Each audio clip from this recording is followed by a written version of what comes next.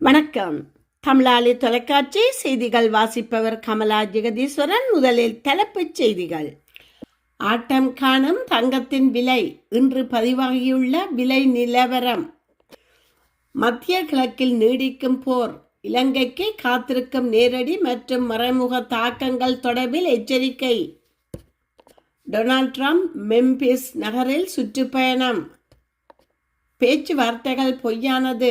Iran நாடாளுமன்ற உறுப்பினர் எச்சரிக்கை. டெக்சாஸ் எண்ணெய் சுத்திகரிப்பு நிலையத்தில் பாரிய வெடிப்பு. மக்கள் வீட்டிலேயே இருக்க அறிவுரை. கொலம்பியா C-130 ஹெர்குலிஸ் விமான விபத்தில் 66 பேர் உயிரிழப்பு. ஈரானில் உள்ள தமிழின அழிப்பு நினைவகம் மீது மீண்டும் தாக்குதல். வலுக்கும் கண்டனம். அமெரிக்காவிற்கு ஈரானிடமிருந்து சென்ற கடும் எச்சரிக்கை. ஈரானின் ஏவுகணைகளால் அதிர்ந்த அபுதாபி நகரம். இந்தியர் ஒருவர் காயம். விமான சேவைகள் குறித்து ஏர் பிரான்ஸ் நிறுவனத்தின் அறிவிப்பு. இனி தொடர்கிறது விரிவான செய்திகள். உலக சந்தையில் தங்கத்தின் விலை வீழ்ச்சியை பதிவு செய்துள்ளது. அதன்படி சர்வதேச சந்தையில் இன்றைய தினம் ஒரு அவுன்ஸ் தங்கத்தின் விலை $4,367.61 அமெரிக்க டாலராக வீழ்ச்சியடைந்துள்ளது. ஒரு அவுன்ஸ் வெள்ளியின் விலை $67.57 அமெரிக்க டாலராக விற்பனை செய்யப்படுகிறது. இதேவேளை கொழும்பு செட்டியார் தெரு நிலவரப்படி இன்றைய தினம் 22 கேரட் தங்க பவுனொன்றின் விலை $3,40,400 பதிவாகி உள்ளது. மேலும் 24 கேரட் தங்க பவுனொன்றின் விலை $37,000 காணப்படுகின்றமை குறிப்பிடத்தக்கது. மத்திய கிழக்கின் நிலவும் போர் சூழல் ஏற்படக்கூடிய பாதிப்புகளை எதிர்கொள்ள அரசாங்கம் தயாராக இருப்பதாக கிராமிய அபிவிருத்தி, சமூக பாதுகாப்பு மற்றும் சமூக வலுவூட்டல் அமைச்சர் பேராசிரியர் உபாலி பன்னிலகே தெரிவித்துள்ளார். சமீபத்தில் களனி அபிவிருத்தி திட்டங்களை ஆய்வு செய்த பின்னர் ஊடகங்களிடம் பேசிய போதே அவர் இவ்வாறு கூறியுள்ளார். மத்திய கிழக்கில் நிலவும் போர் சூழல் நீண்ட காலம் நீடித்தால் அதன் நேரடி மற்றும் மறைமுக தாக்கங்கள் நாட்டின் பொருளாதாரத்தையும் மக்களின் வாழ்க்கையையும் கடுமையாக பாதிக்கக்கூடும் என்று கூறியுள்ளார். மேலும் நாம் வாழும் இந்த உலகளாவிய சமூகத்தில் உலகில் எங்கு நடந்தாலும் ஒரு சம்பவம் மற்ற நாடுகளை பாதிக்கும் என்று சுட்டி காட்டினார்.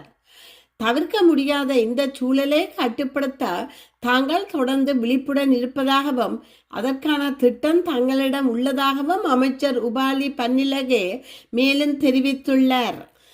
அமெரிக்கா ஜனாதிபதி டொனால்ட் ட்ரம்ப் அந்நாட்டின் மெம்பிஸ் நகருக்கு அரசுமுறை பயணம் மேற்கொண்டு அங்கு நிலவி வரும் குற்ற சம்பவங்களை குறைப்பது மற்றும் சட்ட ஒழுங்கை நிலைநாட்டுவது குறித்த தனது திட்டங்களை முன்வைத்துள்ளார். வன்முறை செயல்களை கட்டுப்படுத்தவும் பொதுமக்களின் பாதுகாப்பை உறுதிப்படுத்தவும் மத்திய அரசு எடுத்து வரும் தீவிர முயற்சிகள் குறித்து அவர் விவரித்தார். குறிப்பாக போதைப்பொருள் கடத்தல் மற்றும் கும்பல் வன்முறைகளுக்கு ஒடுக்க கடுமையான சட்டங்கள் அமுல்படுத்தப்படும் என்று அவர் உறுதியளித்துள்ளார். இந்த உள்நாட்டு பாதுகாப்பு பணிகள் ஒருபுறம் இருக்க, ஈரானுடனான போர் பதற்றங்கள் மற்றும் போர் சூழல் தொடர்ந்து நீடித்து வரும் நிலையில் ஜனாதிபதியின் இந்த பயணம் முக்கியத்துவம் வாய்ந்ததாக கருதப்படுகிறது. நாட்டின் எல்லைகளுக்கு அப்பால் ஓர் போர் மேகம் சூழ்ந்திருந்தாலும் அமெரிக்க குடிமக்களின் உள்நாட்டு பாதுகாப்பிற்கு தனது நிர்வாகம் முதலிடம் அளிக்கும் என்பதை இந்த பயணத்தின் மூலம் வெளிப்படுத்தினார். மேலும் உள்ளூர் காவல்துறை அதிகாரிகளுடன் கலந்துரையாடிய ஜனாதிபதி குற்றவாளிகளுக்கு எதிரான நடவடிக்கைகளில் எந்தவித சமரசமும் இருக்காது என தெரிவித்துள்ளார். அமெரிக்காவுடன் எந்தவொரு பேச்சுவார்த்தையிலும் ஈடுபடுவதற்கு முன்பாக ஈரானிய அதிகாரிகள் விவேகமாக சிந்திக்க வேண்டும் என்று ஈரான் நாடாளுமன்றத்தின் தேசிய பாதுகாப்பு மற்றும் வெளியுறவு கொள்கை குழுவின் உறுப்பினர் இஸ்மாயில் கோவ்சாரி எச்சரிக்கை விடுத்துள்ளார். இது குறித்து பார்ஸ் செய்தி நிறுவனம் வெளியிட்ட செய்தியில், அமைதி பேச்சுவார்த்தைகள் முன்னெடுக்கப்பட்ட காலப்பகுதியிலேயே ஹெச்ரான் மீது வாஷிங்டன் தாக்குதல்களை நடத்திய வரலாற்றை அவர் சுட்டிக்காட்டியுள்ளதாக தெரிவிக்கப்பட்டுள்ளது. பேச்சுவார்த்தைகள் குறித்து அவர்கள் பொய் சொல்வது இது முதல் முறையல்ல என்று கோவ்சாரி தெரிவித்துள்ளார். மேலும் டொனால்ட் ட்ரம்ப் மற்றுமொரு நெதன்யாகு போன்றவர்கள் இயல்பாகவே பொய்யர்கள் என்றும் மக்களிடையே பிளவுகளை விதைப்பதே அவர்களின் நோக்கம் என்றும் அவர் விமர்சித்துள்ளார். மேலும் ஈரான் இராணுவத்தில் மேஜர் ஜெனரலாகவும் பதவி வகிக்கும் அவர் அதிகாரிகள் மீது மக்களுக்கு சந்தேகத்தை ஏற்படுத்தவும் உண்மையில் எந்த முன்னேற்றமும் இல்லாத போது ஏதோ சாதிக்கப்பட்டது போன்ற பிம்பத்தை உருவாக்கவும் அவர்கள் முயல்கிறார்கள் என்று குறிப்பிட்டுள்ளார்.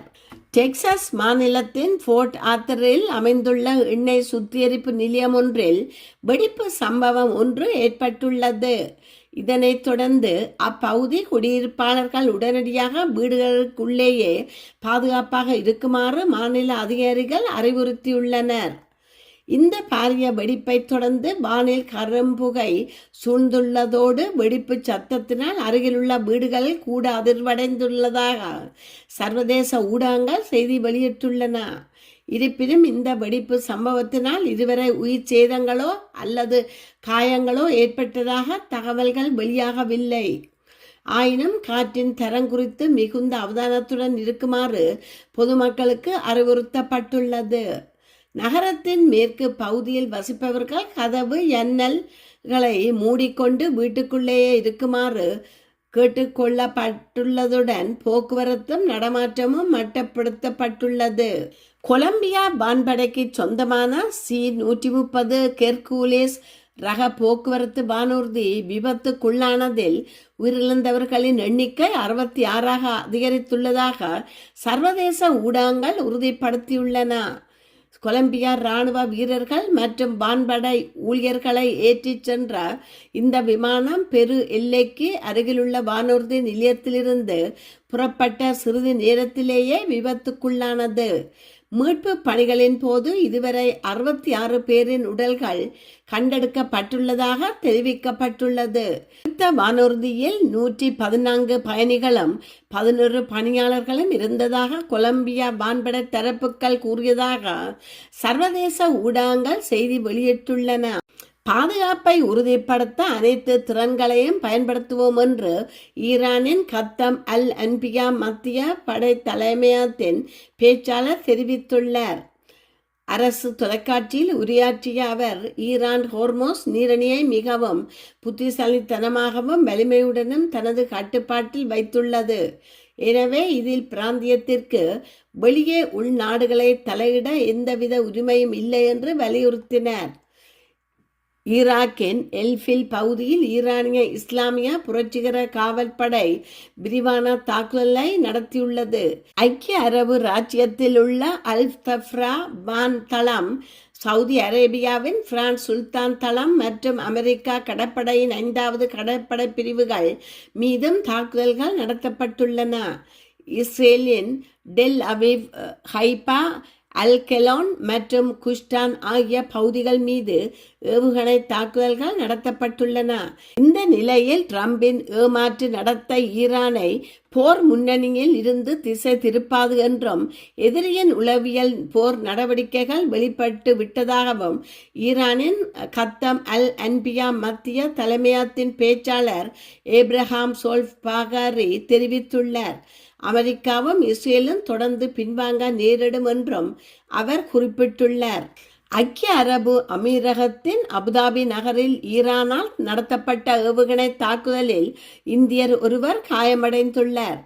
இஸ்ரேல் அமெரிக்கா தாக்குதலுக்கு பதிலாக ஐக்கிய அரபு அமீரகம் உள்ளிட்ட வளைகுடா நாடுகள் மீது ஈரான் ஏவுகணைகள் மூலம் ட்ரோன் மூலமும் தாக்குதல் நடத்தி வருகிறது. அதன்படி அபுதாபியை குறிவைத்து ஏவப்பட்ட ஏவுகணையை வான் பாதுகாப்பு அமைப்பு இடைமறித்து தாக்கி அளித்தது. எனினும் ஏவுகணை சிதறி கீழே விழுந்ததில் இந்தியர் ஒருவர் காயமடைந்ததாக அபுதாபி ஊடகம் செய்தி வெளியிட்டுள்ளது. வளைகுடா போரில் இதுவரை எகிப்து, சூடான் உள்ளிட்ட பல்வேறு நாடுகளைச் சேர்ந்த 161 பேர் காயமடைந்துள்ளதாக வெளிநாட்டு ஊடக செய்தி வெளியிட்டுள்ளது. மத்திய கிழக்கின் நிலவும் போர் சூழல் மற்றும் வான்பரப்பு மூடப்பட்டுள்ள காரணத்தினால் துபாய், ரியாத் உள்ளிட்ட நகரங்களுக்கான விமான சேவை இடைநிறுத்தத்தை ஏர் பிரான்ஸ் நிறுவனம் மேலும் நீடித்துள்ளது. துபாய் மற்றும் ரியாத் ஆகிய நகரங்களுக்கான விமான சேவைகள் மார்ச் 31 வரை இடைநிறுத்தி வைக்கப்பட்டுள்ளன.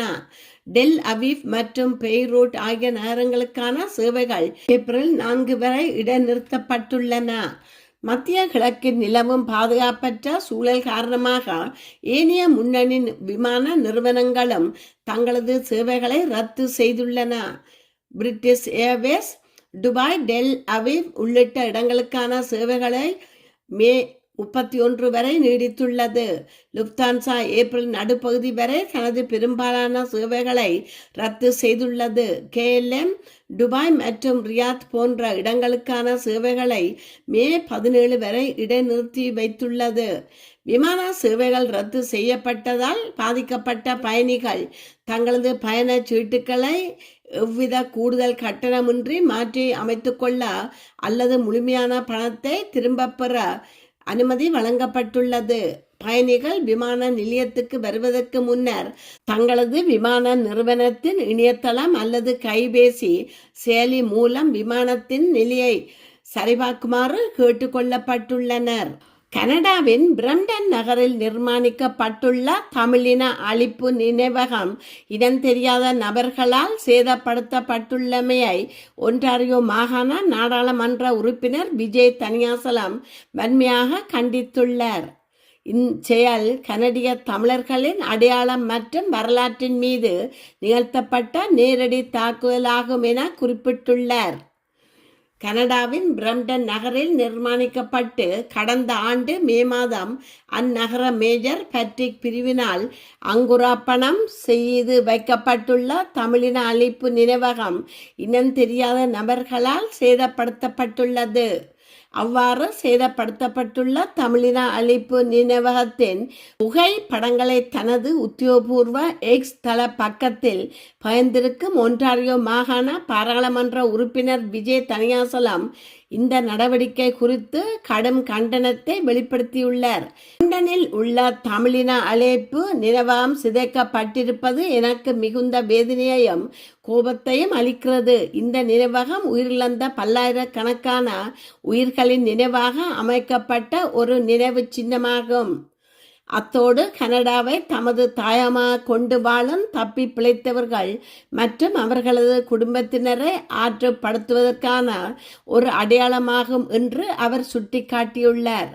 ஒன்டாரியோவில் வெறுப்புணர்வுக்கும் இனவழிப்பு மறுப்புக்கும் இடமில்லை. தமிழர் வரலாற்றை பாதுகாப்பதிலும் தமது உறவுகளை நினைவு கூறுவதற்குமான தமிழர்களின் உரிமைக்கு மதிப்பளிப்பதிலும் நாம் உறுதியாக நிற்போம் எனவும் அவர் குறிப்பிட்டுள்ளார். இத்துடன் செய்திகள் நிறைவு பெறுகின்றன. மீண்டும் மற்றொரு செய்தியூடாக உங்களை சந்திக்கும் வரை வணக்கம் கூறி விடைபெறுபவர் கமலா ஜெகதீஸ்வரன். நன்றி.